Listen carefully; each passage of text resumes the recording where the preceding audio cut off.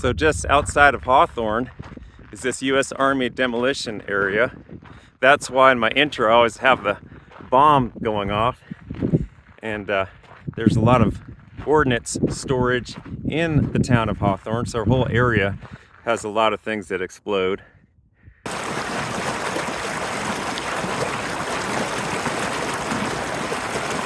This crinklet is tiny.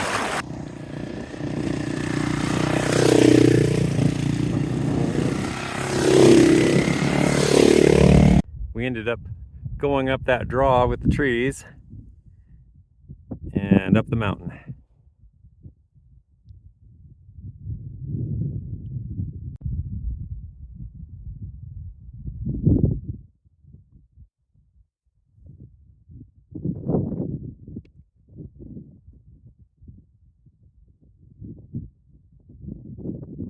These are very lush looking, growing along the water's edge.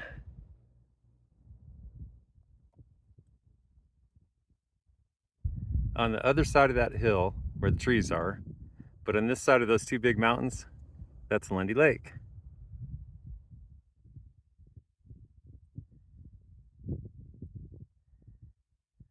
There's Mono Lake.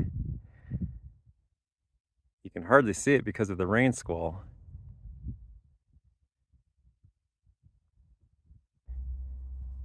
All the tombstones were part of the actual structure that was destroyed during the big avalanche. This is the tracks of where the old Bodie and Benton Railroad used to be. Going over from the sawmill on the other side of the Mono Lake.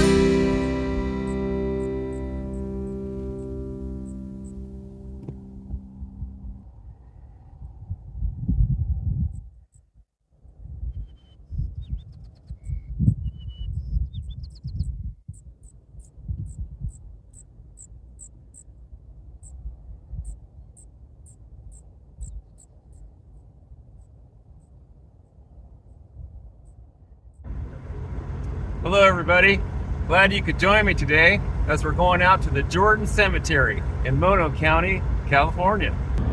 There's a lot of these signs on the road that say dust hazard, and there's usually a lot of flooding on this road. So after they clear off the road, there's usually a lot of dust. And that's one thing we're going to have to watch out today because it's a flash flood warning. Usually it floods right in here, you can see on the side. Those little pieces of wood.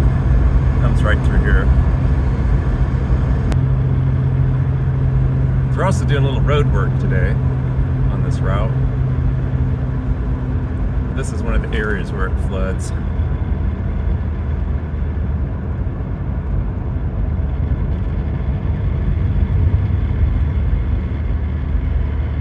Hopefully this will all be open later today if it does flood.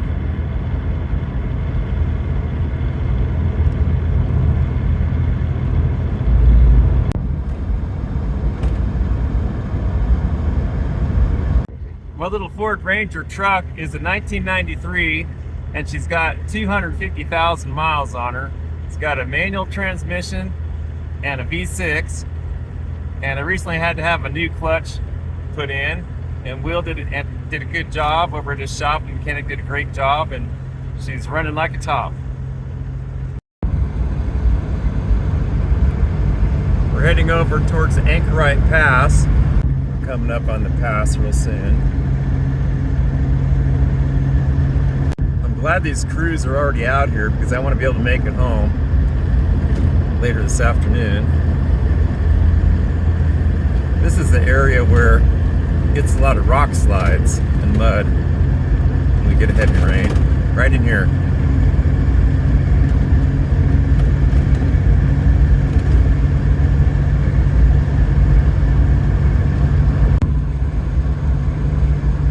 There's the summit.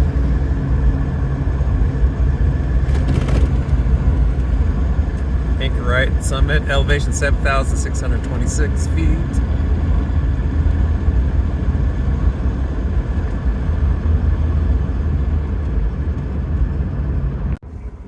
Gary Moody just put a brand new windshield in on this truck, and this is the same road where it got broken last time. And what's going on right now is they're putting some gravel down to put some sealer down, so there's loose gravel. So hopefully a big truck or something won't kick up some rocks and break my new windshield. You can see the loose gravel on the road right now, but luckily there's not much traffic. I think my neighbor Arturo might have been involved in putting in this new windshield on the truck, and he works for Gary. They've got a great construction crew in Hawthorne, Nevada. We're leaving Nevada and we're crossing over into California, the state line.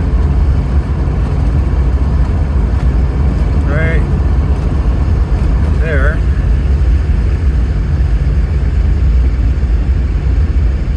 It's kind of interesting, but the California side, the road seems to be still in good condition, but what's going on right now is there's a historical migration. It's the biggest migration since the gold rush of 1849. A lot of people are leaving the state of California. I think it's the high taxes and so forth, but apparently they've lost a lot of their tax base, and so it'll be interesting to see how long this road stays in good shape. Not too much snow left in the Sierra. There's a little bit of smoke from some fires on the other side of the mountains that's blowing in. That's the little community of Mono City to the left.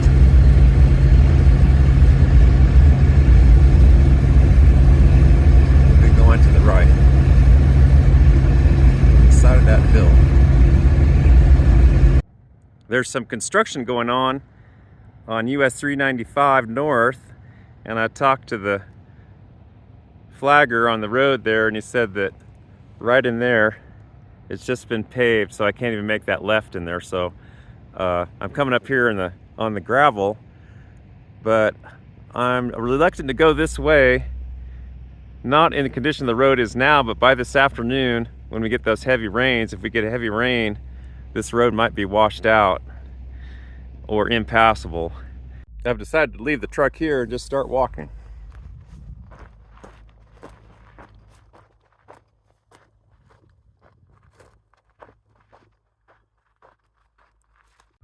You can see the road crew out there on 395. Be heading into there. I can hear some water running.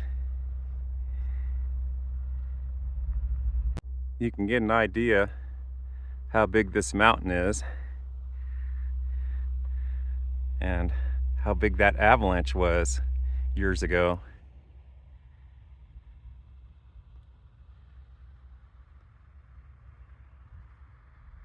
I'm just going to tie into this road. Like I said, I'm not going to drive there because it might get flooded out this afternoon. I can see it's already had water cross it at one time, so I'm not going to take any chances.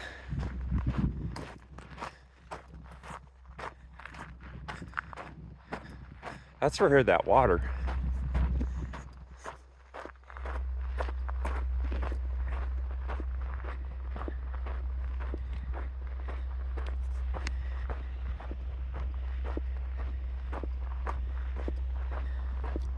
There's this dry wash that comes down from the Lundy Lake area, and then you can hear the little creek coming through the willow trees. That's a mule deer track. We may very well flush out a mule deer at any moment. This is the kind of a area that they like to bed down in to keep out of the heat.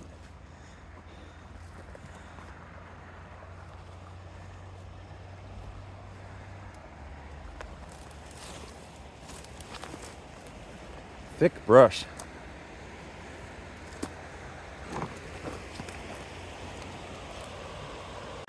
There's the creek.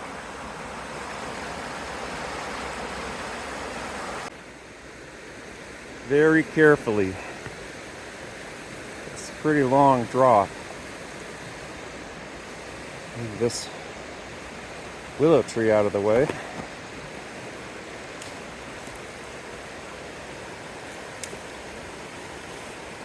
That's a riveted pipe. You don't see those too often. This must be very old.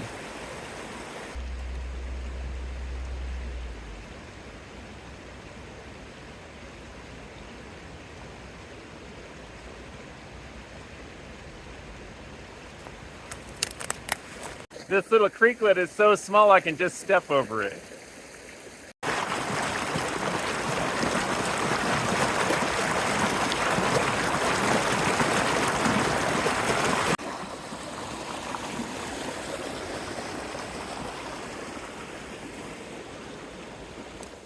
As early as 1879, this area was part of the Jorden mining district. And the first settlement here, it was actually not called Jorden, and it was called the Copper Mountain, and it changed its name to Jorden. The Goleta Consolidated Mining Company had a 40 stamp mill here, and it was in operation until the year 1900. And then after it closed, the little town dwindled, and the post office closed in the town of Jorden in 1903. One thing interesting, the name Jorden, of course, comes from the Jordan River. It's spelled with a J. But did you know that the J didn't even exist in the English language until the Norman invasion of the British Isles in the 13th century? And so the original Jordan River that's in the Middle East is actually spelled with a Y, and it's called the Jorden River. But anybody who has a name that starts with J, such as John Smith, the most popular name in the English language, well, John originally had a Y also. It comes from the Germanic Johannan, and Johannan comes from the Hebrew Yonatan. You can see how this little creek has got a solar monitor on it. It's probably active. The lock looks new and clean, not rusted. And there's even a measuring gauge right there in the side that's showing how deep it is. It looks like some really nice, clear, cool water. Look at that. But my guess is it eventually ends up in Los Angeles.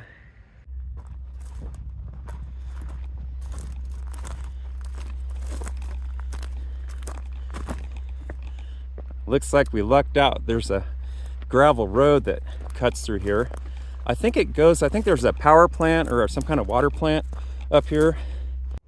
So the little town of Jorden at one time had enough people to support many saloons. It had a blacksmith shop, and it also had several stores. Here we see some of the original foundations of some of the structures that were blown over. Some of these structures were moved 500 feet or more by the force of the avalanche.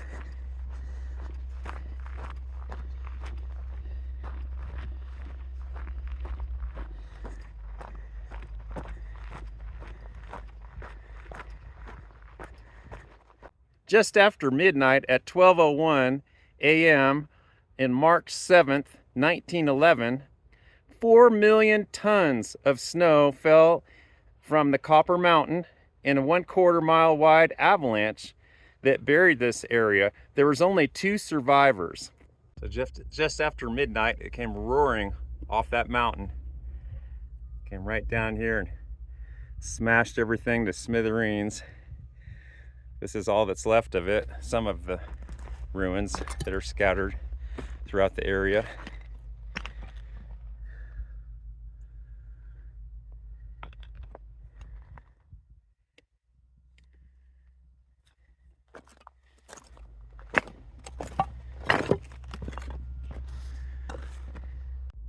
After the avalanche, a local rancher snowshoed to this site. There was 2 survivors, a woman and a dog. They were protected from cabin number 1 by a steamer trunk that created an air pocket. And it was Agnes Mason, the wife of R.H. Mason, who survived with her dog. And they were taken to the Conway Ranch. That's the Conway Summit up in there. And from there, she went to the hospital in Bodie. Eventually, she had one leg amputated, but she survived.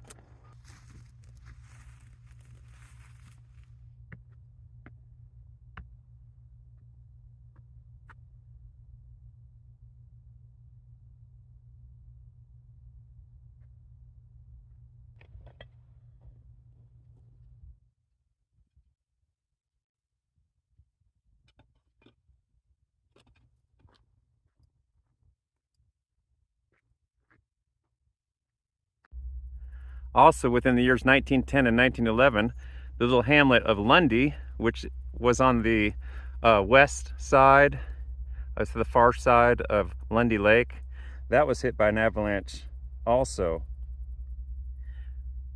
There were several avalanches in the area. I thought I heard something humming, and I sure did. This power station has got a humming sound emanating from it. This looks like a very well-maintained facility. Lundy Lake Hydroelectric Project, Southern California Edison, Eastern Operations, Bishop Mono Basin. Huh. You can hear it humming. So I'm going to take this side road around and going up in that draw. Take a look around up in there. This smaller road splits off from where the power station is. The road's a little bit sketchy for a little 2-wheel drive highway truck like mine. I would rather just walk it than get stuck in here. Plus I need to exercise. Right now I'm just trying to keep my socks dry if I can.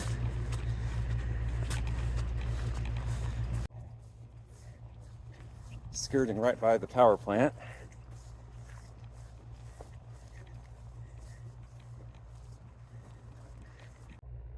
This is an interesting pile. If anybody knows what this is, let me know. It kind of looks like obsidian or something along those lines, but it looks like it's man-made slag of some type. It doesn't look natural. You can see how big that pile is behind me. That's what it looks like up close. Here's some of those old style of pipes with the big rivets.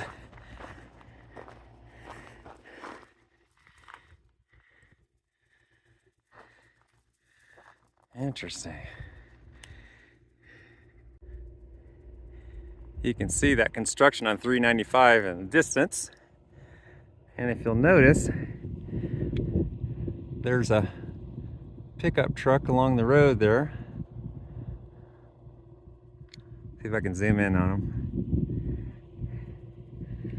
And That's Jim from Marin County, California, and he's doing a little target practice. I think he's shooting a rifle. We met and spoke a little bit. He knows I'm coming this way, so he'll be respectful to me as I'm walking by, but we might hear him shoot a couple shots as we go by. All kinds of interesting ruins and features. Looks like some kind of a insulator. I'll bet this is one of the buildings that was taken out by that big avalanche.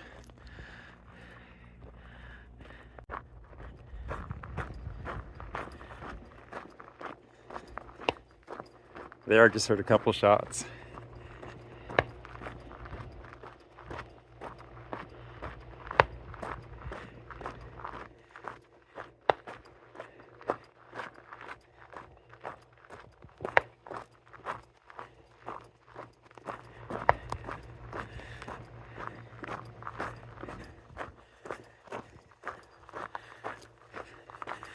Seems to be a very respectful and intelligent, kind gentleman, so I'm not worried about getting shot. I'm sure he sees me over here and is aware I'm walking by, so we won't dawdle too long.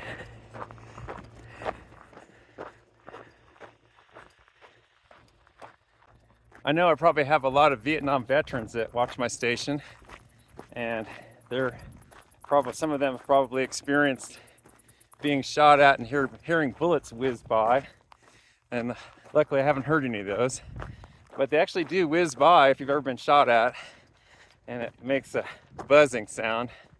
It'll definitely get your attention, but I'm concerned at none at all right now, because I just talked to Jim and he seemed like a very responsible sportsman. I think this road basically follows this power line. You can see up into the mountain on the side of it. Well, everybody, can you believe I'm at 1,999 subscribers? I just need one more to get 2,000. So I want to thank everybody for supporting me as I've been slowly learning how to do these videos and so forth, and sure I've enjoyed sharing all these different adventures with everybody.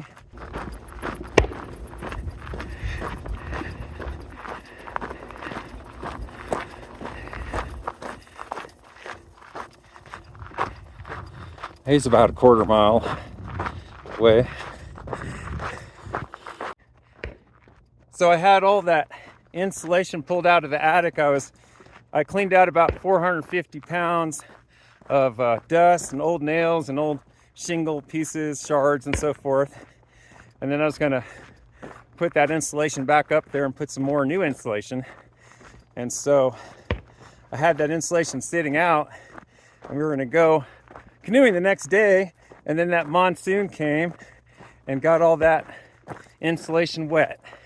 So I had to take it out and dry it all off, and had to get it up there after I dried it off on the roof the next day, or it would have got moldy. So that's why we had to cancel. So that's why I'm doing this other adventure midweek. So that's what happened. The weather got us. After I removed about 400 to 500 pounds of sand and old shingles and dirt and dust and everything, and cleaned underneath this insulation, I thought to myself, this insulation is still good, and I'm just going to put it right back in there. No reason to take it to the dump. I put the insulation under this canvas tarp. I've got a few days to work on it.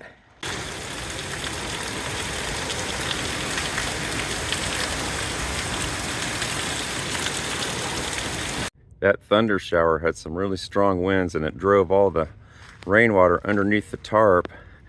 So I had to take all the insulation, put it on the driveway, and air it out before I put it up in the attic so it won't mold. Now that I have the insulation staged up here on the roof, when it dries, after I get this all cleaned out, I've got to install it in here. It's in the high 90s outside. I think it's close to 100, but it's only 108 in here. You can see how dirty my dust mask got with all this fiberglass and dust. So I'm glad I've got a good dust mask. Got it all covered with some insulation. I might put a little bit more later. Look at all the tall grass.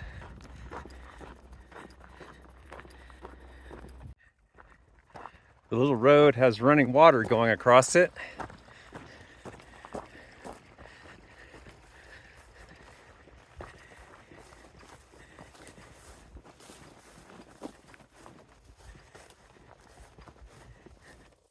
All of these headstones here are reclaimed marble from the power plant that was destroyed. So all these people lost their life in one day when that snow came roaring down that mountainside. I see some of the barbed wire is missing. If I find any good used barbed wire, I might just come up here myself and fix this just as a community service. And I know a place I can use some white paint. If I've got some extra white paint, I'll come up here and paint this too.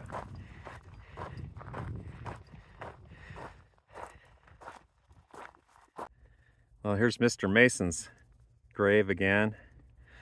I wonder if how Agnes felt losing her husband and just having her dog. I'm sure she must probably would prefer to have her husband than her dog, one would hope. But how tragic. But there she was in Bodie with one leg and their dog. That's all the memory she had with her of her husband. And look at all these people that were taken out so quickly. Just after midnight. Probably all asleep. And now they're still asleep. This is actually a very peaceful and secluded little cemetery.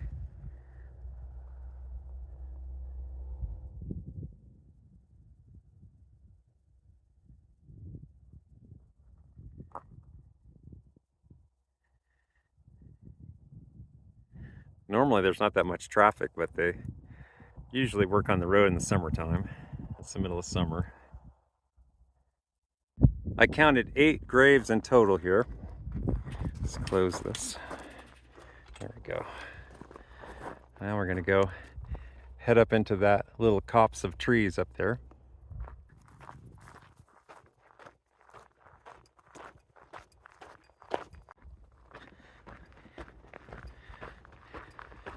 We're gonna head up into that aspen grove. Oh, and it's getting deeper and deeper. Look at that. It's a good 3 or 4 feet now.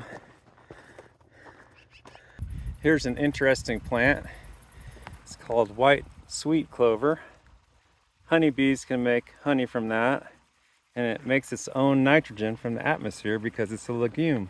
I think I'll take myself my first break.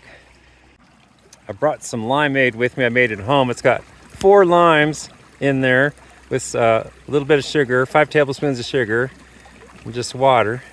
I'm cooling it off in this creek. Well, Kelly, your cookies got a little smashed up, so this week's cookie clip is not going to be that great, but they still taste good. I've already tried them. They're like a blueberry type of a cookie. There they are. Yummy. I make it a habit of looking behind me on a regular basis when I'm out here because there are mountain lions, also known as pumas or cougars, which are a predator that have a very large range in the Western Hemisphere. And they're always just waiting for an opportunity to pounce on someone or something. And they're an ambush predator. And so usually they attack from the back and get you in the neck. And they usually go after smaller men or petite women or children. Recently there was 2 young men, 2 brothers that were out in El Dorado County in good shape, and they were both killed by a mountain lion not just a few months ago. So they're out here. We're getting a little bit higher up in this draw with these aspen trees. So I'll bet from the top of that draw where these aspens start all the way to the bottom where they end, there's at least one bear, or there might be 3 bears. It's either 1 or 3. It's either the papa bear or the mama sow and probably 2 cubs. But yeah, there's probably a bear in there snoozing in the shade as they do. They actually do snore. They have a lot of flies and they're usually on their back snoring away. That's Mono Lake behind us. I could keep going up higher into that aspen grove, but maybe it would be a better idea to go a different way.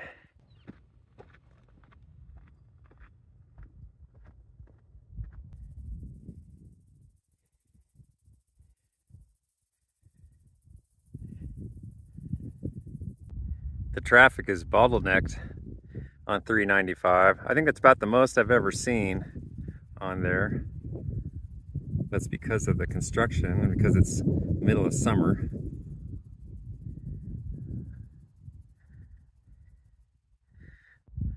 Speaking of avalanches, that's what happened here just this year. It probably started right up in that little canyon, that little valley. Came down this, and you can tell that it did because the evidence, see all those green aspen trees that are pushed over? That's from an avalanche.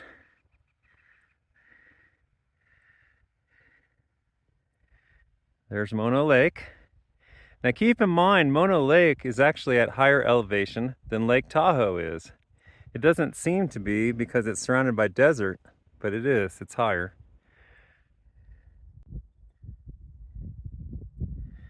Really appreciating this cloud cover. Keeps it a little bit cooler going up this big hill. Just following the switchback road. I'm starting to get some elevation now. You can see Mono Village. You can see Lee Vining in the distance. We were surprised to see each other out here. He's clearing the weeds away from the power poles for Edison Power. Very nice, hard-working gentleman. He asked me how far I was going. I said, well, I'll just keep on going until this thunder shower makes me turn around. It's really starting to threaten this weather. I gave him one of my cards. I said, I've got 1,999 subscribers. I just need one more for 2,000. Maybe he'll be the one. I'd be honored. This whole hillside is covered with these prickly poppies.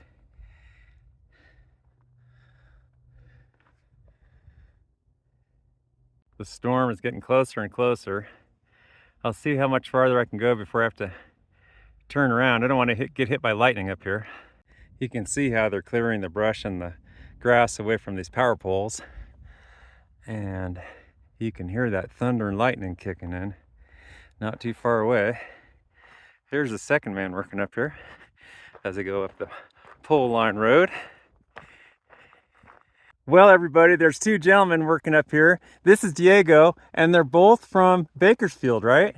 Bakersfield, we're a long way from home. Hey, shout out to Doug, man, doing this thing out here, you know?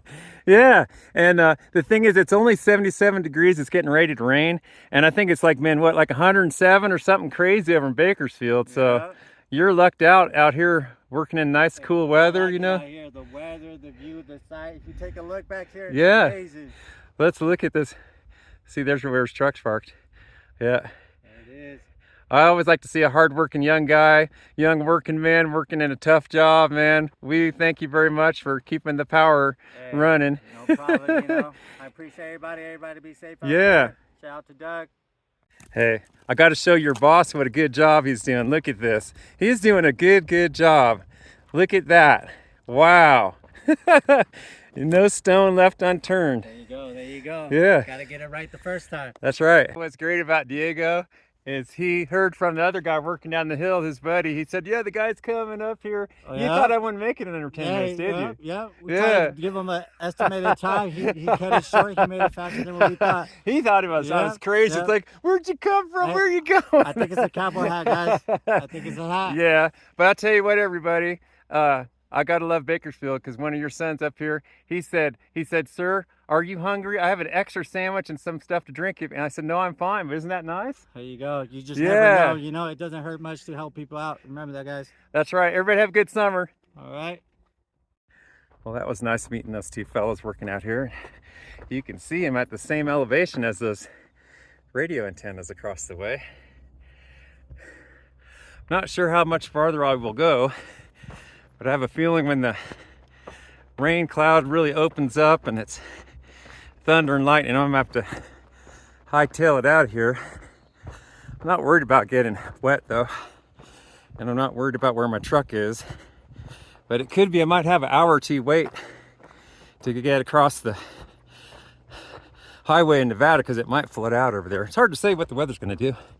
Look at that, wild elderberries. And look at all the stones in here. Those are stones, those are boulders. Look at that through there.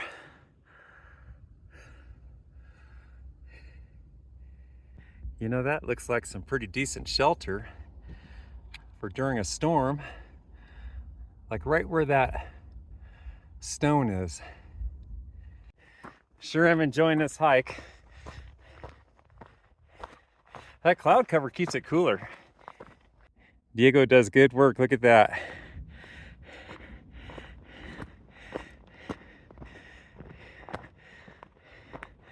How'd you like to work out here for the summer? I could go for that.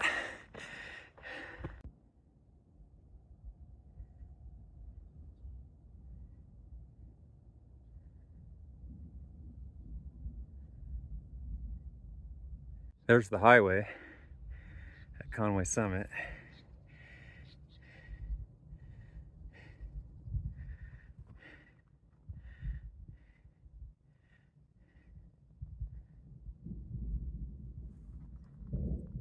It splits again. It looks like this road here is the pole line road. And this one looks like it's going up to the top. Let's go this way.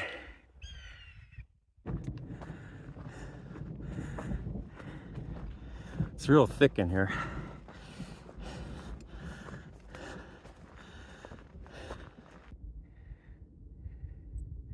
There's the storm blowing over Mono Lake.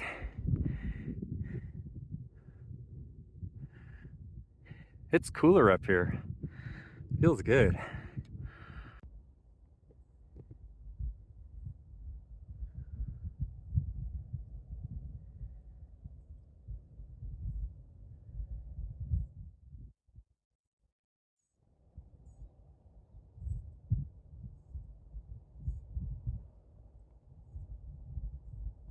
On the other side of that hill where the trees are, but on this side of those two big mountains, that's Lundy Lake.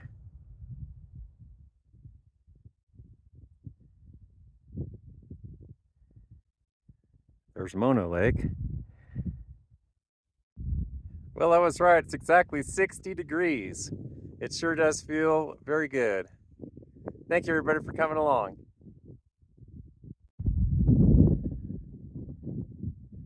Just missed getting a picture of a lightning strike on the lake. Who knows, maybe I'll get one. If I keep the camera rolling long enough. We just came up that.